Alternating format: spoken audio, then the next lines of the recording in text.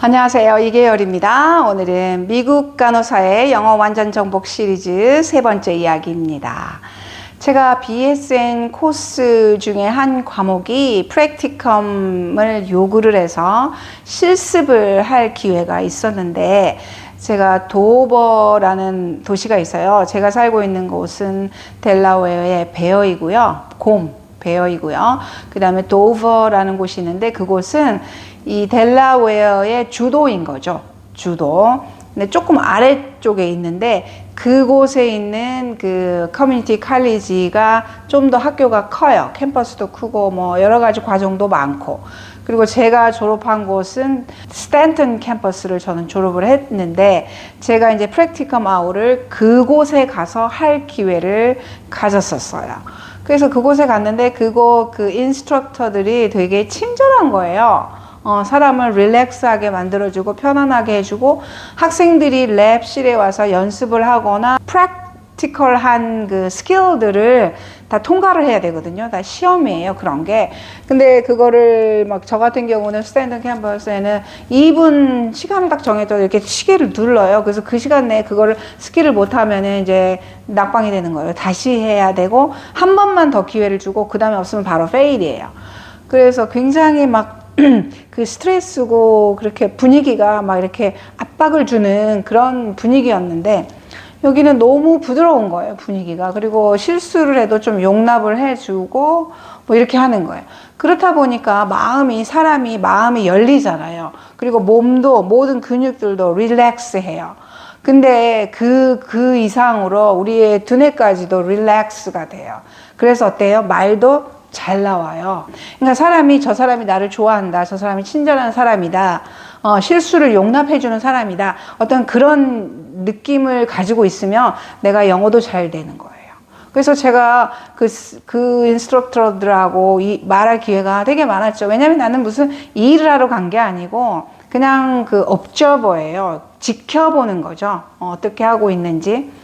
그래서 그분들하고 이야기를 많이 나누면서 내 개인적인 이야기도 하고, 그 다음에 가족 이야기도 하고, 그 다음에 내 아들이 내년에 간호학을 하러 온다, 뭐 그런 이야기도 하고. 그러면서 우리 집이 그 스탠턴 캠퍼스랑 10분 거리에 있어서 그곳에 다니려고 계획을 하고 있는데, 내가 여기 와서 보니까 너네들이 너무 친절해서 여기로 보내고 싶다.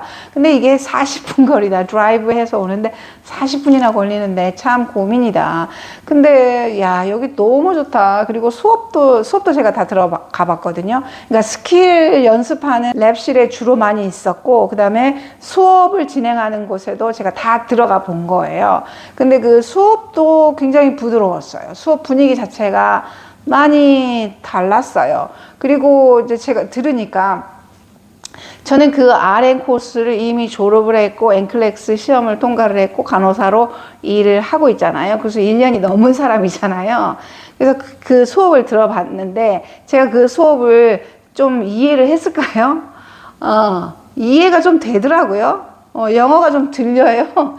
제가 원래 학생이었을 때는 하나도 안 들리고 뭔 말을 하는지 못 알아듣고, 집에 와가지고 혼자 공부하고 예습해가고 복습해가고 녹음해가지고 와서 집에서 또 듣고 막 그렇게 했는데, 그럼에도 시험 공부할 때 뭔지도 모르면서 무조건 외워가지고 그렇게 시험을 보고 겨우겨우 이제 통과를 했는데, 이번에 갔더니 좀 들리는 거예요. 영어가 좀 들려요. 그래서 와, 들리네. 무슨 말 하는지 이해가 되네, 내가. 근데 그 교수들이 이제 질문을 하잖아요, 학생들에게. 근데 그 학생들은 처음 듣는데도 어쩌면 그렇게 대답을 잘하는지, 저는 들리기는 했어요. 그리고 이해를 했어요. 교수의 강의를 이해가 됐어요. 근데 교수가 어떤 순간에 질문을 탁탁탁 했을 때 그 답을 떠오르진 않았어요. 답이 뭔지는 모르겠더라고요, 나는. 그래서 아직도 뭐 제 영어가 부족한 것이고 날리지가 아직도 부족한 상태인 거를 제가 깨닫기는 했지만, 그래도 내가 그 강의가 들어온다는 거에 좀 마음이 뿌듯하기는 했어요. 내가 조금 영어가 그래도 늘었다. 그리고 이제 그 인스트럭터, 랩실에서 일하는 인스트럭터, 그분들과 이제 이야기를 많이 하는데 어떤 한 선생님이 있는데 그분이 젊은 시절에 대학교 다닐 때 한국의 영어 선생을 뭐 한 1년까지는 아니고 뭐 몇 개월 있었다고 하면서 뭐 한국말 조금 해요. 몇 마디 하고 한국 음식도 좋아하고 뭐 그래서 되게 친절하고 너무 마음에 들었어요. 그리고 나이가 아주 많지도 않았고 대부분 그분들이 나이가 되게 많고 현역에서 은퇴를 하고 학교로 가는 거예요. 석사까지는 마쳤고 박사들도 많았어요. 그 랩실에서 일하는데 박사예요. 파트타임으로 이제 그런 일을 하고 있더라고요. 그래서 그런 진로에 대해서도 생각하게 되는 계기가 됐었죠. 그래서 그 이제 여자 선생님하고 이야기를 되게 많이 했어요. 내 이야기를 하고 내 가족 이야기를 하고 그 다음에 내가 또 관심 있는 게 언어예요. 그래서 언어에 대한 이야기를 내가 막 잘 끄집어내서 이야기를 하면서 나를 조금 변호를 해요. 나는 지금 이게 영어가 네이티브가 아니다. 나 머덜텅 아니고 나 여기서 지금 여기 미국 온 지 난 10년도 안 된 사람이다.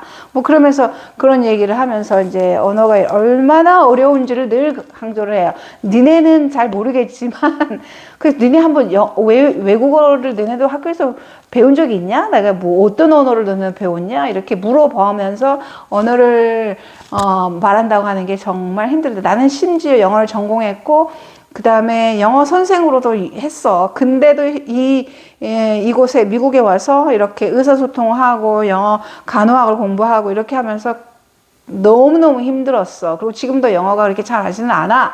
뭐 이런 이야기를 이제 하는 거죠. 그냥 해. 내가 그런 말을 좋아하니까. 그래서 그렇게 해. 어디 갔어든지 제가 얘기해요. 야, 너네 언어 배우기가 그렇게 쉬운 줄 아니? 지금 내가 쉬운 일을 하고 있는 사람이 아니야. 이제 그런 식으로 계속 이야기를 하는 거예요. 그랬더니 그 사람이 아니, 나는 네가 영어 진짜 잘하는데 그리고 I don't need to slow down 그러는 거예요. 그러니까 이제 한국 사람에게 영어를 못하는 사람이라고 느끼면은 자기는 영어를 이제 천천히 말해야 되는 거죠. 왜냐하면 그 사람도 영어 선생의 경력이 있기 때문에 그 어떤 선생 마인드가 있는 거죠. 선생 마인드는 학생을 가르쳐야 되고 못하는 학생이 있으면 어떻게 해야 돼요? 내가 속도를 늦추든지 그 학생이 배울 수 있도록 해주는 게 그게 선생의 마인드잖아요. 그러니까 그런 마인드가 있는 거죠. 지금도 자기가 한 몇십 년 이제 간호사로 일하고, 그 다음에 이제 그 간호사 일을 그만두고 학교에 와서 가르치고 있는 거잖아요. 그래서 이제 자기는 나하고 말할 때 전혀 자기가 막 말을 천천히 해줘야겠다라는 생각을 할 필요가 없다는 거예요. 그 말을 듣고 제가 바로 받아 적어 놨어요. I don't need to slow down. 그래서, 그래서 내가, 그래도 조금 늘었나? 뭐 이런 생각이 들었습니다. 그래서 시간이 지나면 나는 눈곱만큼도 안 늘었다고 생각을 하죠. 하지만 그래도 조금씩 늘어가고 있고, 그런 거를 느꼈습니다. 오늘 3번째 이야기였습니다. 여러분, 100번째 이야기가 될 때까지 꼭 시청해 주시고요. 구독, 좋아요, 알림 설정 부탁드립니다. 감사합니다.